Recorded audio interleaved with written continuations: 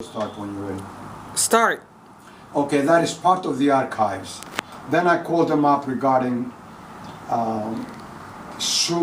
another airline disaster, Flight 231 or 232. I did call them up. I was sure this is going to happen. I described the planes. I even described the flight number. They promised me they're going to call me back. Call the security. The security is going to call me back. This is going to call me there. They never did. And we know what happened. So that is on record as well with FAA. Another thing that's on record is what Su bomber. Su bomber on the Flight 232. I think it was 1989. No, that was the Sioux City disaster. That's the bomber was American Airlines from Paris, France to Miami. I described the whole thing. I called up the FBI. I called up the main office of the FBI. They told me they're closed. Let's call up the local FBI office. I was not very happy with the local FBI agency because they did not listen to me about the 9/11. I had the building. I had the date. I had the flight.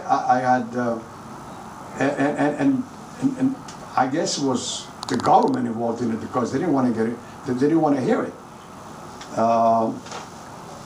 So I didn't want to call up the local FBI. Plus I called them on the Pan Am 103. I didn't call them. I knew about it, but I didn't call them. I know who did it, so I notified the FBI. These are the people that do it. They buy missiles, they bring down planes, and they make profit because they buy the stock going down. If the stock goes down, you can make money. As the stock goes up, it's the same thing. If it goes up a point, you make money, if that's how you bet it. And if you bet to go down, every point you make $1. So they call it short. You buy it short. You buy the stock going down. And this is what they were doing, these people. So, Pan Am American 103, December 1988. So that I knew. Ultimately, when the FBI believed me, they followed this particular group of people and they arrested somebody out in New Jersey trying to buy Stinger missiles from a Pakistani arms dealer. So they caught those guys.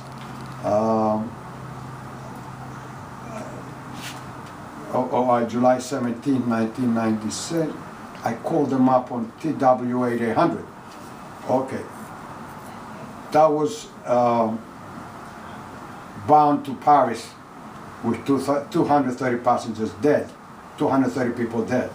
I told them that it's a missile from an abandoned Navy yard that is going to happen. It's 3 missiles actually. You better do something. You better get rid of those missiles because they're going to bring down a plane very soon, maybe within 3 days. And that's exactly what happened. The FBI said in one of the announcements on the radio that there was actually only one missile, one Navy missile that they found in the abandoned Brooklyn Navy yard. No, it's not. It was 3 missiles.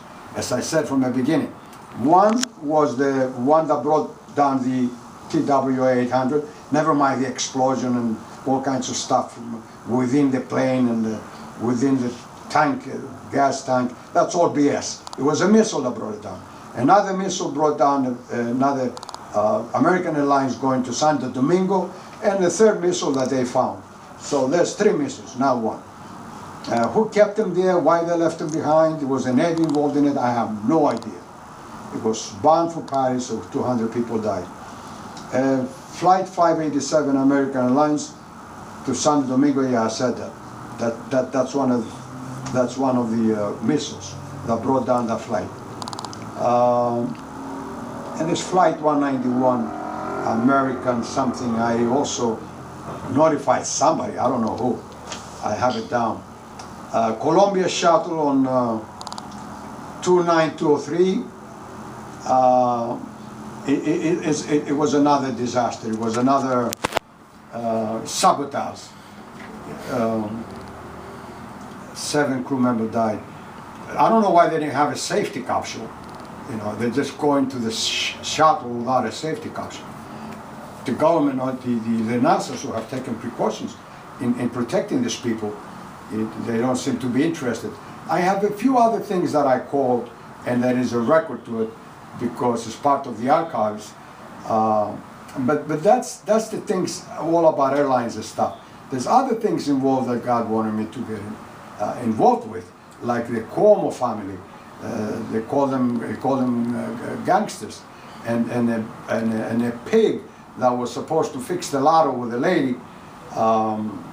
Somehow the lady found out that I couldn't do nothing. I did. I called up the New York Post, and New York Post somehow got very upset because I called them up and I told them, this is the people, how they steal the lotto, this is how they do it, this is the people that did it. There is records, and there is, we can work together and I can expose these people. And New York Post jumped on my ass, I don't know why. They said, you want money, didn't you? I said, yes. He says, well, you're so ungrateful, blah, blah, blah. What are you doing? So I hung up. I said, you know, what the hell is wrong with these people? I couldn't go with the New York Times and the news because those two newspapers, they slaved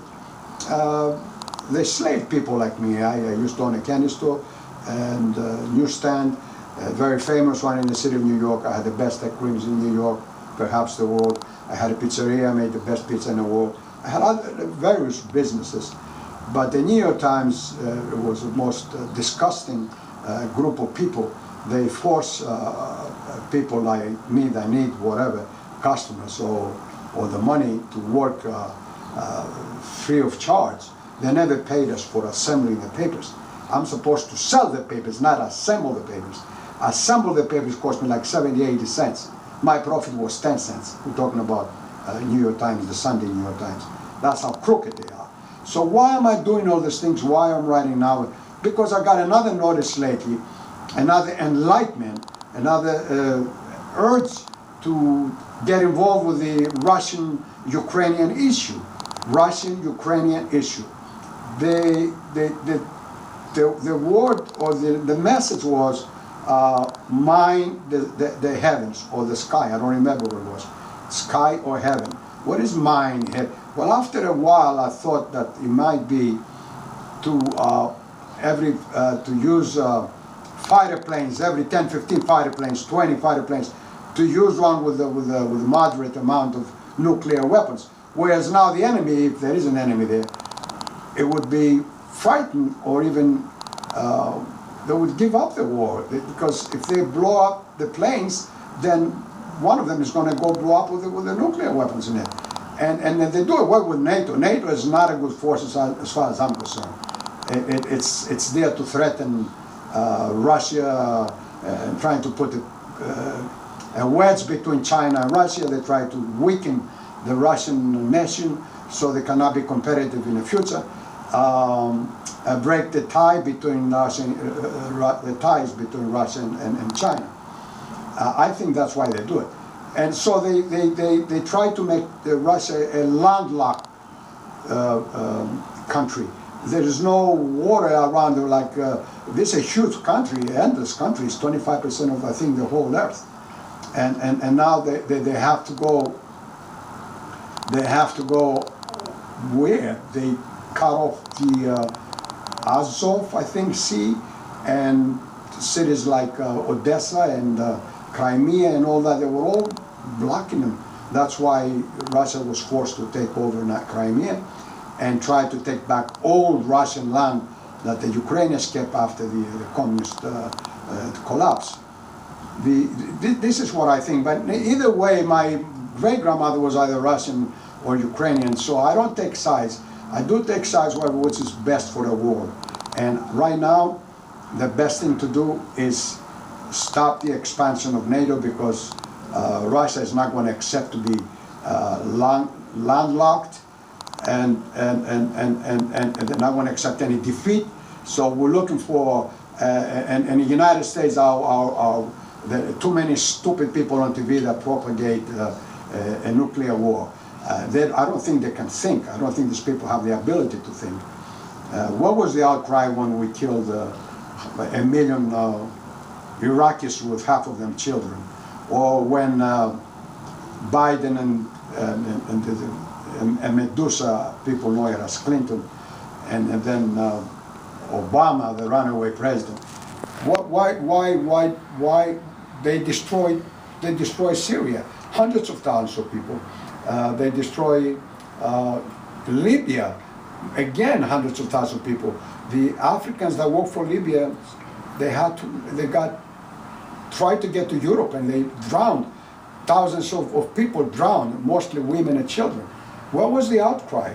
And then why would anybody allow Mrs. Clinton to lie as far as getting involved in Benghazi? Benghazi, the American heroes fought through fire to pick the Al-Qaeda people, not the average person that is protesting, supposedly. Protesting. They were not protesting. They were put there to cover up the ability of the Al-Qaeda to kill our ambassador. Maybe our ambassador in Benghazi at the time knew too much, and they wanted him dead. So here's the big lie. She says the NATO forces were in, at that time, cut.